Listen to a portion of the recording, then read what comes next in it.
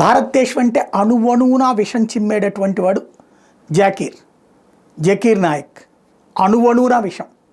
ముస్లింలని చాలా తెలివిగా మొదట్లో చాలా పాజిటివ్గా అన్ని వర్గాల పట్ల ప్రేమతో ఉండాలి అంటూ మంచి చెప్పినట్టు చెప్పడం ప్రారంభించి అందరూ అతన్ని ఫాలో అవ్వడం ప్రారంభించాక, ఎందుకంటే ముస్లింలు ఘర్షణ వాతావరణం కోరుకోవట్ల, ప్రశాంత వాతావరణం కోరుకుంటున్నారు.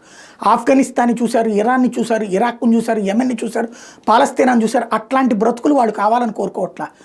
భారతదేశంలో లాంటి ప్రశాంత వాతావరణం కోరుకుంటున్నారు.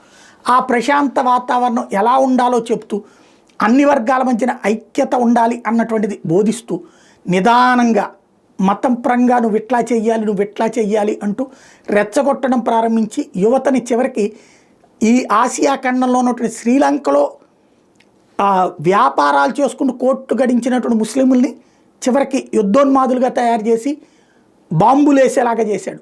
బంగ్లాదేశ్లో అరాచకాలు చేశాడు. ఇట్లాంటోడు ఇక్కడ భారతదేశంలో అరెస్ట్ చేస్తారని తెలియగానే పారిపోయి మలేషియాలో ఉన్నాడు. వాడికి ఇప్పుడు పాకిస్తాన్ ఘన స్వాగతం పలికింది.